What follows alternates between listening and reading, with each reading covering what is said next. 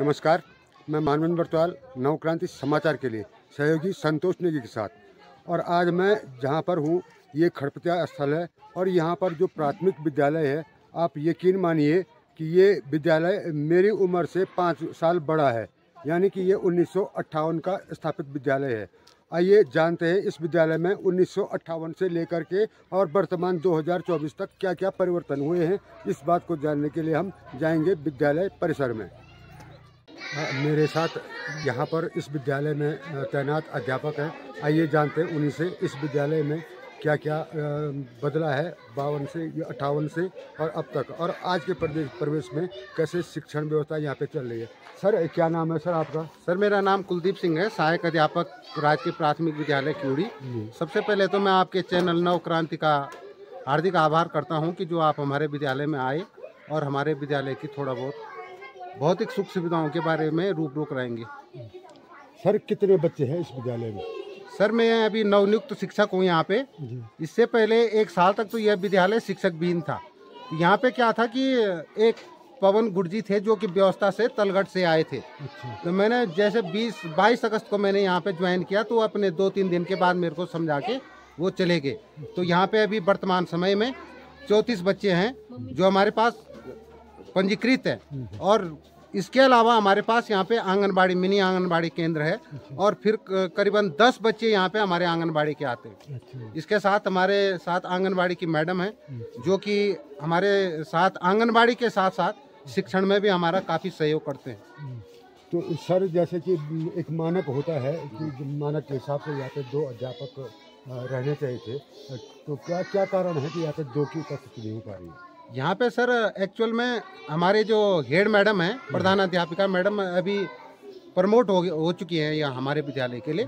तो लेकिन वो उन्होंने 8 अक्टूबर को नियुक्ति तो कर ली है, लेकिन वो वहाँ जहाँ जिस स्कूल में गीड़ भुतेड़ में है, वो तिलवाड़ा संकुल में, तो वहाँ पे उनका अभी एकल अध्यापक होने के कारण वो रिलीव नहीं हो पाए, जिसके कारण यहाँ पे शिक्षण कार्य बहुत बाधित हो रहा है। और आजकल जैसे ये यूडाइस अपार आईडी इस प्रकार की वो कार्यक्रम हो रहे हैं, तो ये मेरे को बहुत ज़्यादा दिक्कत होती है इसके, क्योंकि यहाँ शिक्षण कार्य होता नहीं है। तो बाकी मैं पूरे कागज यहाँ से उठा करके घर में अपने व्यक्तिगत समय पे इस काम को करता हूँ, और फिर भी अभी भी पूरा काम नहीं हो पाया, क्योंकि कई उसमें आधार कार्ड मिसमैच हो रहे हैं जो कि हमारे उसके हिसाब से है, रजिस्टर के हिसाब से, तो जिससे वो कई सपोर्ट नहीं कर पा रहे और हो नहीं पा रहे। मतलब कहीं ना कहीं आधार कार्ड या ऐसी, हाँ, दोनों में वेरिएशन आ रहा है, जिससे आप उसको फीडबैक नहीं दे पा रहे हो। जी, वेरिएशन आ रहा है उसमें आधार कार्ड में, और जो यहाँ हमारा रजिस्टर है जिससे हमारा वो हो नहीं पा रहा है। तो हम इसके लिए हमने वहाँ ब्लॉक स्तर पे जो जैसे दिशा निर्देश उच्च मुख्यालय से हमको मिले हैं कि एक उनमें बच्चों के नाम डिटेल हमने वहाँ फॉरवर्ड कर रहे हैं अभी हम।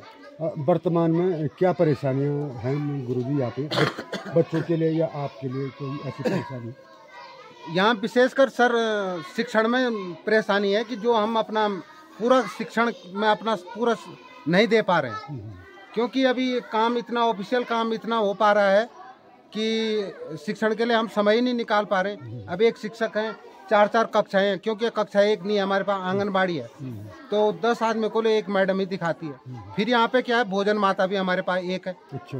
ये शायद पहले 2 थी, तो बीच में क्या हुआ कि एक भोजन माता की मृत्यु हुई। उसके बाद मैंने भी सुना है, ये मेरे को बताया गया है, तो 34 बच्चों पे एक भोजन माता, जबकि 2500 पर 2 भोजन माताएं होती है। इससे क्या होता है कि हमारे बच्चों की भी सही प्रकार से भोजन नहीं मिल पाता है समय पे। ठंडा तो नहीं मिलता है, पर क्या होता है कि देर लगती है, क्योंकि लिमिटेड समय रहता है, बांटने में बहुत समय।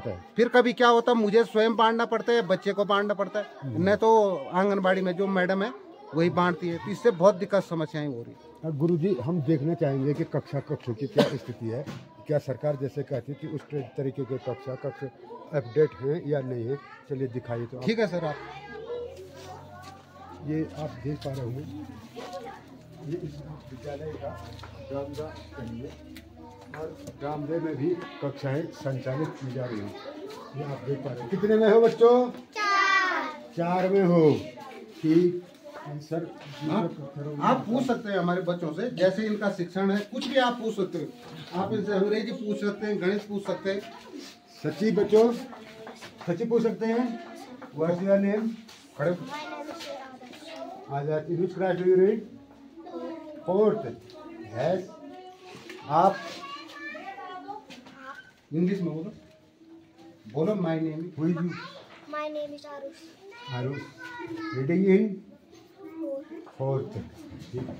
ये 4th के हैं और 4th ही ज़्यादा बोले, दूसरी कक्षा में ले चलते हैं क्योंकि कक्ष के अभाव में इनको बरामदे में बैठना पड़ा। ये दो ही कक्ष है हमारे पास, एक बरामदा है।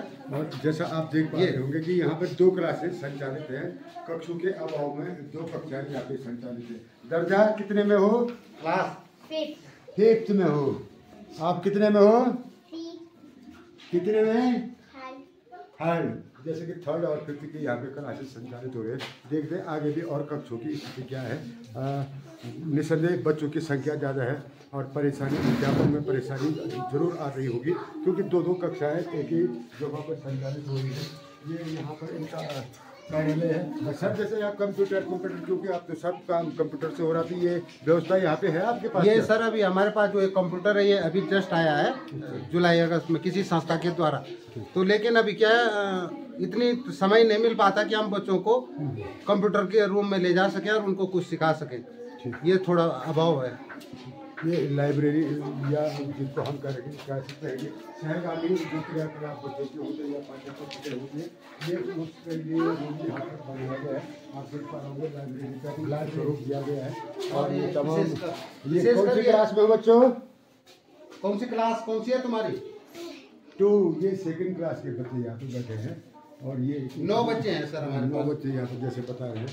क्योंकि यहाँ भी कक्ष का अभाव दिख रहा है। अगर एक कक्ष तो यहाँ पे होता तो ये लाइब्रेरी और ये कंप्यूटर उस कक्ष में स्थापित हो सकते थे। आप देख पा रहे होंगे कि ये कैसी अच्छी व्यवस्था गुरुजी लोगों ने यहाँ पर स्टाफ के अभाव में, मैं कहूँगा कि स्टाफ के अभाव, अतिरिक्त स्टाफ के अभाव में कर रखी है।